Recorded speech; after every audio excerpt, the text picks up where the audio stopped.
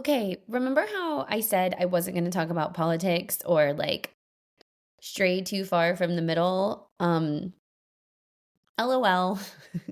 Welcome to Outer Monologue. I don't know if you guys are listening to Candace Owens right now. She was doing some kind of cool reporting before she started doing what she's doing right this second. I don't know if you guys listen to the Blake Lively stuff. I don't watch the Real Housewives of anything anymore. And I don't watch the Kardashians and I don't have time. I don't have the bandwidth. Um, And it was just kind of getting a little played out, right? Like I can only watch like Candy have weird stuff with her husband like for a little bit longer. And then like Nene Leakes can only leave and come back a few times. I don't know. It was getting old. I wanted to see something else. So I just kind of lost interest in the reality TV world. And right as I lost interest in reality TV, I kind of gained some interest in politics. Um, I've always been slightly interested in politics, and I mean very slightly, only because we pay taxes and like what are we doing with that and what's happening with schools and blah blah blah, right? Stuff that affects my daily life. I got a lot more political when I started to see stuff that just didn't make sense and stuff that didn't make sense but was also affecting me and my family. I think COVID really threw me into a lot of learning because it was just very confusing for someone with the background that I have. It just didn't make sense. It just didn't make sense. It did not pass the vibe check and the science check and the logic check, any of the checks as to how these sort of precautions are supposed to help us or keep us safe from this, novel virus. And then I just kind of went down the rabbit hole. I read a scientific paper and was like, well, we can't use mRNA therapeutics for respiratory aerosolized illnesses. They don't work. They create worse outcomes. But then I go back to look for that same paper, like just a few weeks later, and it's gone, like taken off the internet. Like not in JAMA anymore or any like PubMed, nothing. And I kind of was like, was that a fever dream? Did I read this? That was weird. But it kind of sent me on a long, strange trip, I guess, of what is actually going on. And like what is real and what is not real, and what is a narrative and what is propaganda, and what do we know, what do we not know. So anyway, here we are. And I just Tim Pool is driving me nuts right now because I'm so annoyed with him. And yeah, sometimes when Candace Owens is talking, I'm like, ooh, this is out there. Like maybe, maybe not. But Candace Owens isn't claiming to be a genius. She's not saying she is the foremost leading expert in this. She's just saying it doesn't pass the vibe check. It doesn't pass the smell check. And I appreciate that. It's very refreshing to listen to someone say, this doesn't make sense to me. This seems weird. The Charlie Kirk thing? It seemed weird. I don't know very much about guns, and I don't know much about bullets at all. But it seemed really weird. And I don't like that something can sit weird with me, but because I have questions about it, everyone's like, you're a crazy person and a complete conspiracy theorist and a psycho. I don't buy that. I have questions. Like, don't piss on me and tell me it's raining. It's not raining.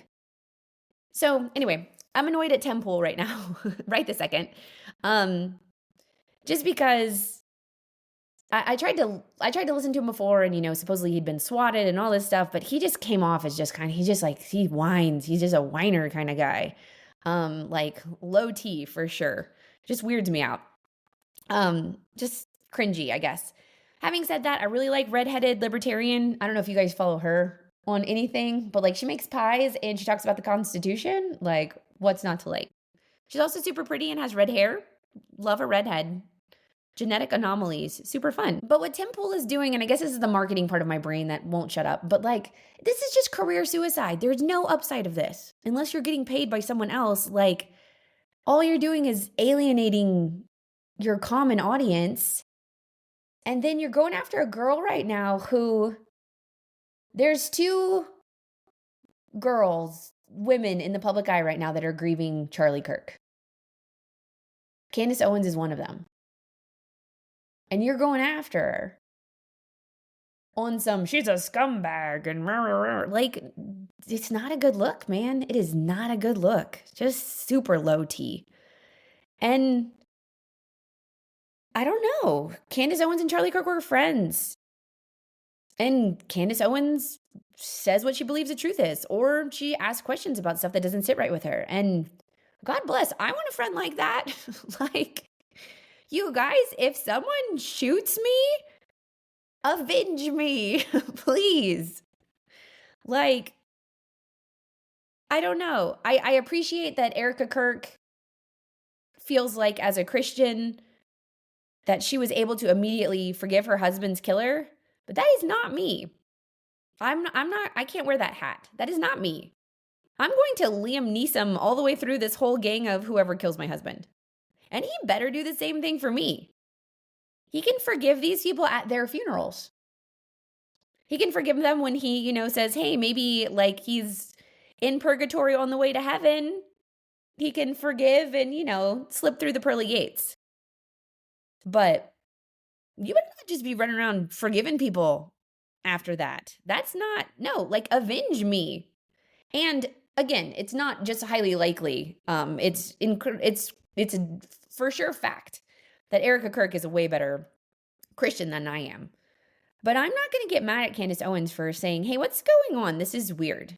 Because when there's weird stuff, like, don't tell me this kind of bullet that I had to ask, like, my dad and other hunting friends about is stopped by a human spine so often that this isn't weird.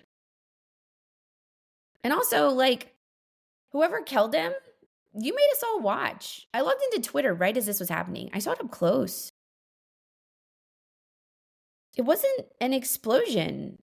I saw it before they started wiping all the videos off. I don't know. I don't know what I expected to see, but it's not what the other videos on the internet tell me that this sort of bullet would do, or that caliber would do from that distance, or whatever. And again, I'm not an expert. I look at all the Twitter ballistics dudes and people that put stuff on YouTube, and I have no notions that I will be the one to solve this murder. But I don't think we can crucify the people who are asking questions about it, who don't trust the government to handle it well. I don't think we can be mad at them.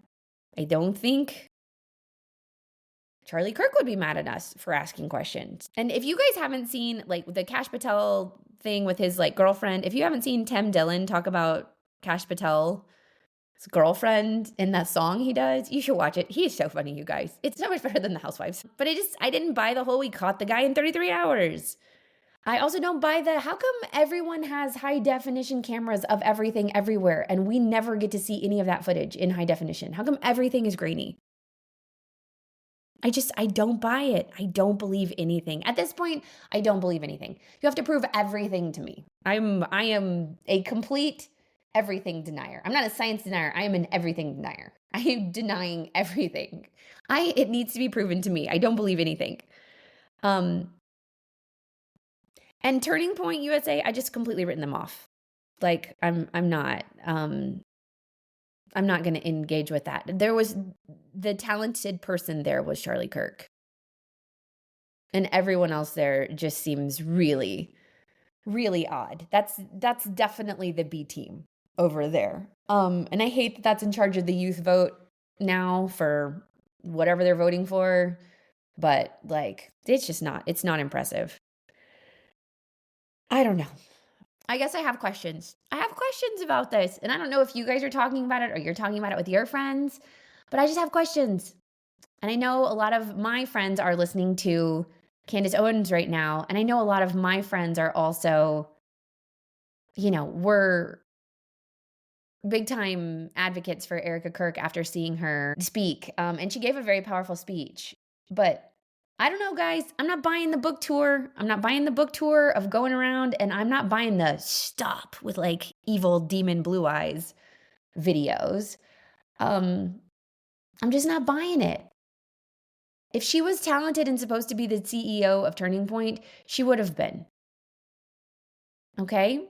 Like, if you want to be a grieving wife and mom and widow and all of those things, I'm not going to judge you on how that goes. But if you put on the CEO hat and if you wade out into the waters, I don't know, just from a PR standpoint, somebody's not advising her very well. You can't roll out there and then keep trying to be the grieving widow that no one can criticize, but then start criticizing other people, it's not gonna fly, man. You gotta have a thicker skin than that. And or it's just coming off really shady. It's just everything about it is coming off really shady. And I don't know. She needs better PR people. And it's not the B team at Turning Point USA right now. Yeesh. It is just not impressive. It is not impressive.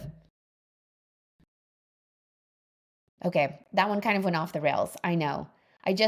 It's what I'm listening to right now and it's what I'm reading, and it's just driving me a little bit nuts. Because I really do think the coming together of our country and doing important things and working together, like, I know that seems so pie in the sky, but that's what I want. I want Americans to be taken care of. I want my kids to grow up in an environment that's not so hostile and crazy town.